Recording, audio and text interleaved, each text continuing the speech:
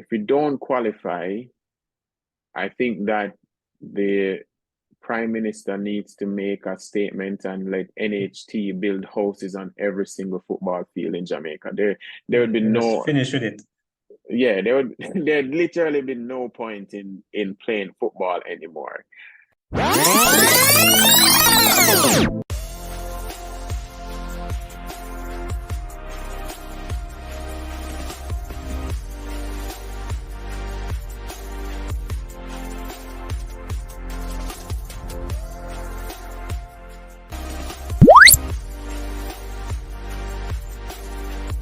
Greetings, sports fans. Welcome back to the channel.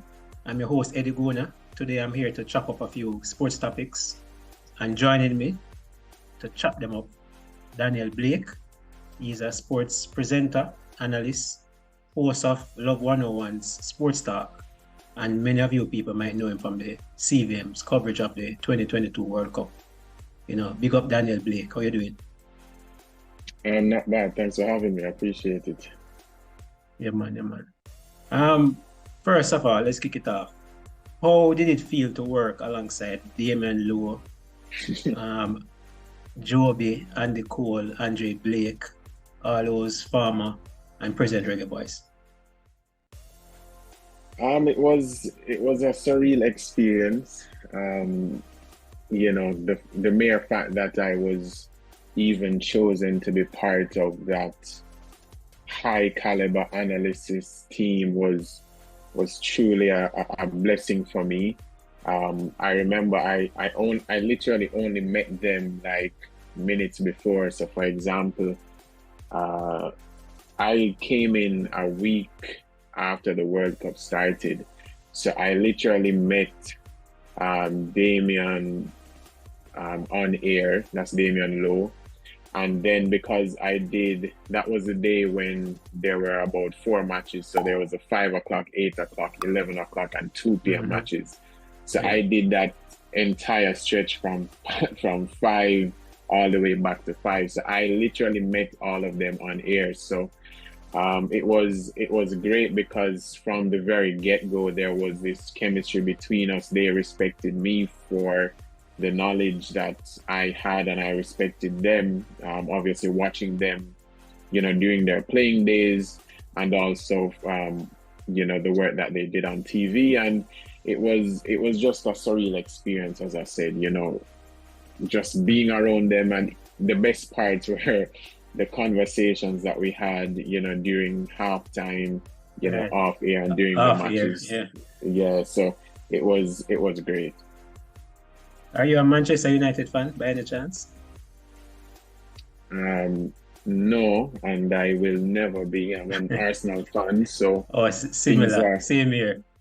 Yeah, yes. So hoping that, you know, this season is this season. I know a lot of people want us to fail, and everybody with these statistics about, you know, no team has you know, lost this type of lead, and, you know, the odds favoring Manchester City, but it's very hard to see Arsenal choking at this stage. Not this Arsenal. If this was the Arsenal of maybe 3 years ago or even 10 years ago, I'd understand. But the whole culture shift, the way that we are playing right now, it's very hard to see, even with City being as dominant as they are heading into the last few games of the season.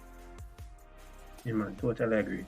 They used to say once it touch February and the time get cold, that's where Arsenal usually drop off fast. But let's jump across the track and field. Last week ended, a lot of sports day took place. We saw the great Asafa Powell running in parents race, Shelly-Ann Fraser-Pryce. There was this viral video with Shelly. Thoughts on that video? I mean, if you're Zion, her son, you must feel like an absolute champion. You know, knowing that your mother, who is preparing for the World Championships this year, trying to get another title, probably try and break the world record in the 100 meters. To know that your mother would show up and show out like that was, absolutely amazing. I feel sorry for the other parents in the race because Yeah.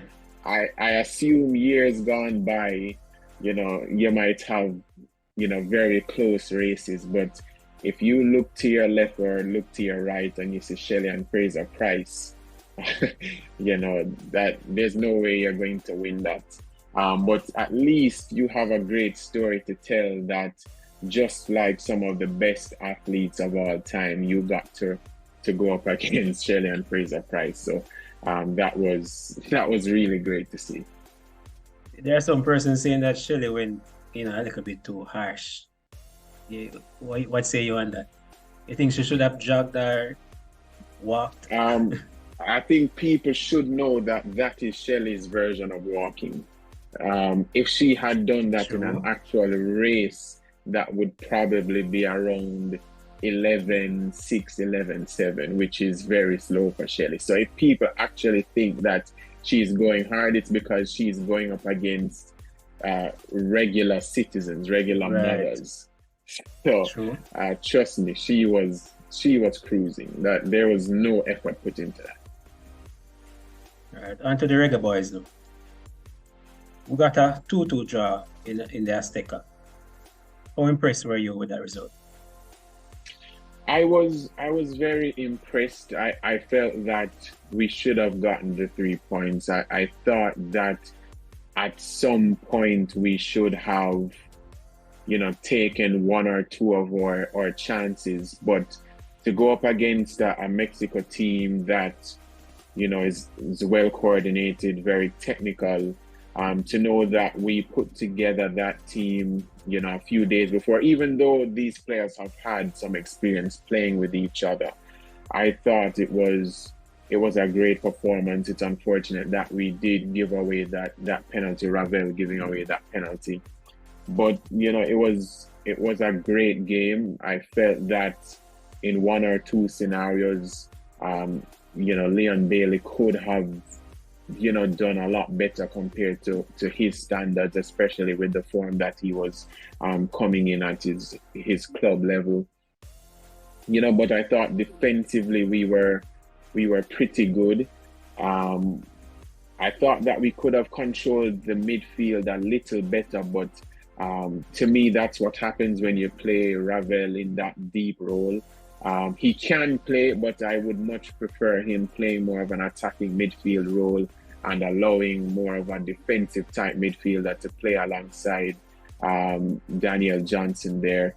And at one point, Bobby Reed was extremely defensive, and sometimes that happens, especially against a Mexico team when they start to bomb forward. Everyone needs to start defending. But overall, I thought it was a pretty good performance. Again, unfortunate that we didn't hold on to the lead, but if this is sign of things to come, then you should be a very positive fan of the Reggae Boys. But then again, we've sort of seen these type of stories before. Are you a fan of Grimmy Ball? I don't think that we've seen it as yet, to be very honest. The Argentina game when he had, that was his first game. He was appointed, I believe 2 or 3 weeks before. I don't even know if he had, done proper research on the players at the time. But we did play, decent football against Argentina, the World Cup Reasonable. champions, a few months later. The Cameroon game where we didn't have, our full strength squad, we had mostly local based players going, and that ended up in a draw. A lot of those Cameroon players were trying to get into that final squad to Qatar. The Trinidad games, I thought was neither here nor there. You could see what they were trying to do, but again, these were players that were just selected. They didn't play with each other before, and you could see that one of the reasons why our attacking play wasn't that great. So in the Mexico game, you saw one or two things that he was trying to do, but I'd like to see what happens long term. So the upcoming friendly matches and the Gold Cup, I think that would be a better judgment of Coach Hallgrimson's tactics and team selection and those things. So, in my opinion, it's a little too early, and I think he would probably say the same with what he's been given. He hasn't had that consistent squad selection. He's literally had maybe to change up his squad every single match that he's played, or every single window. It hasn't been the same from that initial Argentina game, then having to change it for the Cameroon game, then for the Trinidad games, and again for the Mexico game. So I think in the next few months, and particularly the Gold Cup, is where I expect to see, him to really try and put an imprint on the team, and then we can probably make a fair judgment. All right, so basically, you're wait and see for now. Yeah, for now. Just because I don't think that he's been allowed the time to choose his best squad and to compete against, the best teams. No disrespect to Trinidad and to Cameroon. But I think once we start to get into that Gold Cup period, and then after that qualifying and the Nations League, etc., I think we'll be able to make a better judgment. So will we qualify for the 2026 World Cup? A lot of persons think that it's a must. What say you? It's been a must since after 98, to be honest with you. True. But I think two things are working for him, or will work for him. The obvious one is not being able to compete against USA, Mexico, and Canada, knowing that those teams are already automatically qualified, and your main competition now becomes Costa Rica and Panama. You will have El Salvador, Honduras, Curacao, Trinidad, Haiti, those teams in the mix. But when you look at it by ranking, we are, I believe, the sixth best team in CONCACAF, which therefore means we should get one of those automatic places. Right. So it's very hard not to see us getting that automatic qualifying. So that's one. Two is, I think he's going to get the best squad that we've seen in probably Reggae Boyz history. And I say that because a lot of our players that we have now will be going into their prime. So that's Shamar Nicholson, if you think he is good now. Well, this is if everything goes to plan. There's no major injuries or anything like that. Shamar Nicholson is going to go into his prime. Leon Bailey, Damian Lowe, all these players will be in their primes. And the fact that we are now going into the academies in the UK and going into the top clubs and getting players to come and play for us. So even Omari Hutchinson, I was very shocked that he, at this age, decided to say, you know what, I'm going to represent Jamaica, because usually what happens is we wait until these players are in their mid to late 20s or early 30s, and they probably get to the championship or League One and say, all right, you have no chance of making the England squad, come and play for us. That's what happened in the last few cycles. But now that we are getting players like Hutchinson and Dexter Lembekisa from Wolves, and we are getting actual interest from these young stars, and it means that when these players hit at least 24, 25, or the early 20s, when they get into the squad and when qualifying comes around, we're going to have a very good team to use. So with all that said, I think that it almost feels automatic that we should qualify for the World Cup. But again, This Football. is Jamaica. You know, we've seen it before. Last year, I was pretty confident as a fan, knowing that we had gotten Mikel Antonio, who was in the form of his life, Ethan Pinnock, who was one of the best centre backs in the Premier League, and having Bobby Reid and everyone playing at a high level. I felt that we could compete with the top three, and that didn't work. We saw what happened in 2014 and 2010. So hopefully there's no issues with, the JFF and the players, with the coaches and the players, or anything like that. That over the next few years, the next 2 years, they'll be able to build a chemistry, they'll be able to build camaraderie, and that when qualifying starts, that there's no outside noise. It's no UK-based players versus local-born players. It's not the JFF versus the players. It's not the coaching staff versus the JFF technical staff, anything like that. That everybody is going to come together and say, look, the World Cup is literally happening an hour away from us. Let's qualify and let's make our fans proud. But Daniel, you said all of that. Everything sounds well, good and dandy. But what if we don't make it? What will need to happen if we don't qualify? If we don't qualify, from top to bottom, I think if we don't qualify, I think that the Prime Minister needs to make a statement and let NHT build houses on every single football field in Jamaica. There would be no finish with it. Yeah, there'd literally be no point in playing football anymore. Simply because, as I mentioned, all those reasons, this is literally, even though qualifying for a World Cup isn't easy, but this is literally the easiest path that we'll ever get to a World Cup.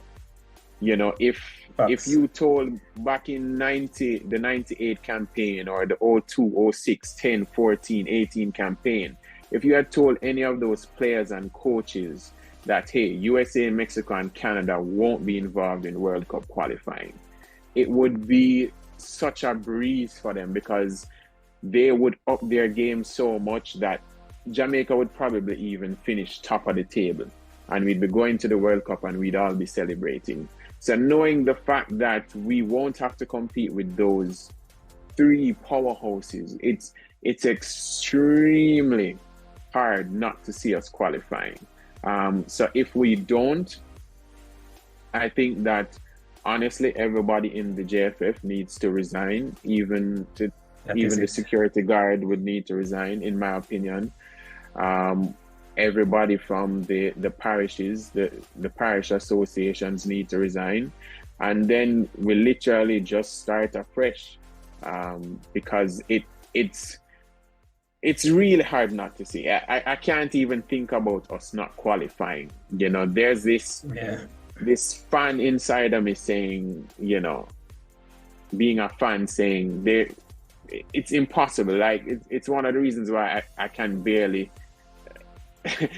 I just stumbling right now, because the mere thought of us not qualifying for the World Cup in 2026 seems, it doesn't seem possible, right? Yeah. We have to qualify. It's almost automatic. But again, we know how things have gone over the years, but we're hoping that with Hallgrimson, who did an excellent job with Iceland, and with a lot of the players learning from their mistakes, and hopefully the JFF learning from their mistakes as well, that come 2026, we'll be in US, Mexico, or Canada, wherever our group is, All right, this is a time for some quick fire questions.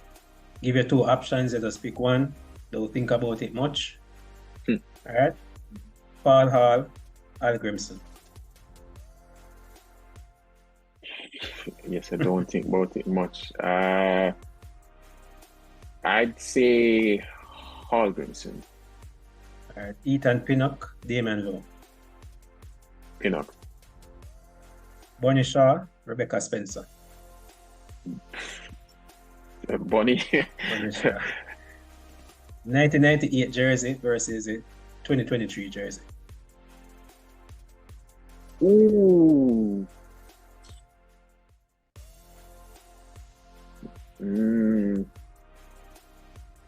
98. There was just a vibe about 98. Yeah, that's nostalgic. Yeah. Yeah. And even though I was what, 4? Anytime you see those jerseys, those were fire. You know, if Adidas manages to use piece of that, like when or if we qualify, like try and use like that 98 design, because that would be so sick. Yeah, man. Arsenal, Man City. I know the answer to this one. Yeah. Yeah, All right, the next one, you can leave alone if you want to. Old media versus new media.